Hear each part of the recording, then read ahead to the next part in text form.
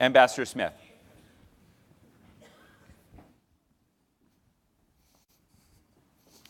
Well, good morning, everyone.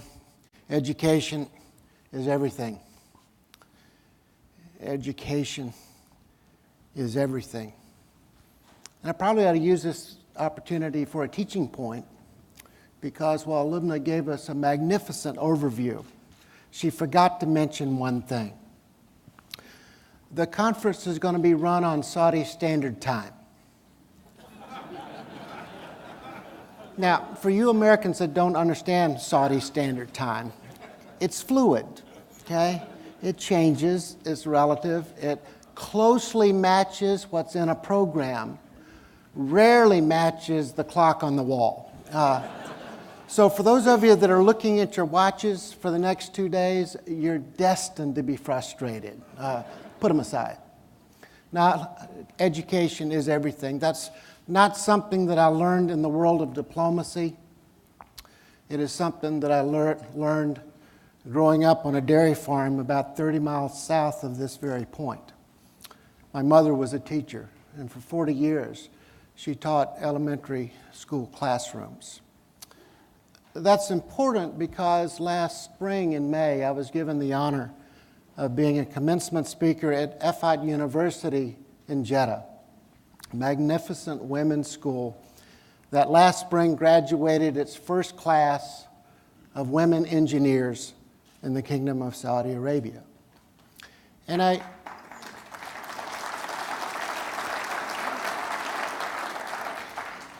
I took the stage for the commencement address, had prepared remarks, and I looked out at the audience. And of course, gender segregated, the men over in one slice and the women on the other side. And I looked out, and all I could say was, I wish my mother were here tonight. I wish my mother could have met Queen Effat. They would have a lot to talk about, because Queen Effat, King Faisal were the leaders in women's education in the Kingdom of Saudi Arabia. The first women's school was in 1959. And there was one student in the classroom, the headmistress's daughter, because it was boycotted. In 1965, the literacy rate of women in Saudi Arabia stood at 5%. And through their efforts, women's education became compulsory in less than a decade. And today, 60% of the college students in Saudi Arabia are women.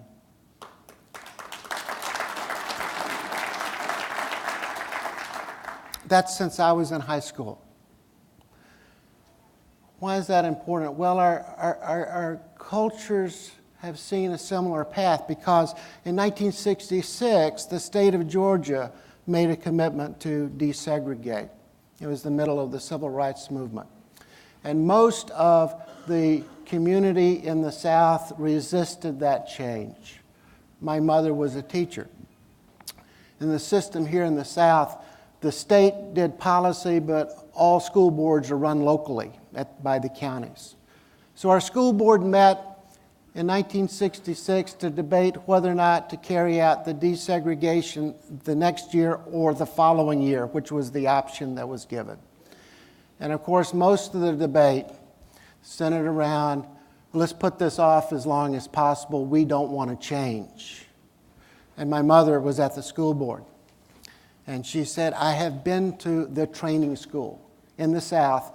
A high school was a white school. Training school was a euphemism for black school. She said, I've been to the school. Those children are not getting a good education. We need to do this now, even if I have to teach them myself. And they took her up on it. And that next fall, there was a trailer between the elementary school and the high school where she taught the first desegregated classroom in Fayette County, the 5th grade. At the end of that first semester, her class graded out the highest 5th grade class in the county. And the school board met again, and they said, it's time. So since I was in high school in Saudi Arabia, women's education has gone from 5% literacy rate to 60% of the college students, women. And in my society, we have gone from a culture that said total desegregation to one where I, as a farm boy from Georgia, gets to work for an American president who also happens to be an African American. All since I was in high school, education is everything. I have to make a short comment about my hometown, Atlanta, because the leadership here made all the difference. In the late 60s, Maynard Jackson became the mayor, Andrew Young as well, and they made a commitment to call this city the city too busy to hate. Still, there were challenges and problems, but they focused on the future. They focused on what was right, not what was wrong. They said they were a city too busy to hate. So on education, our two societies are inexorably linked. So we support 47,000 Saudi students here in the United States. Americans are involved in the growth from 8 to 32 universities in the Kingdom of Saudi Arabia. The textbooks for all of math and science, well, they're being published by American publishing companies. The Saudi Cultural Affairs section of the Saudi Embassy, led by Muhammad Ali, so you'll see later on today, they monitor all of these students, and this is the future. Our societies are linked. There are huge business opportunities in education and training, and I look forward to seeing you in the kingdom. Thank you. Ambassador, thank you.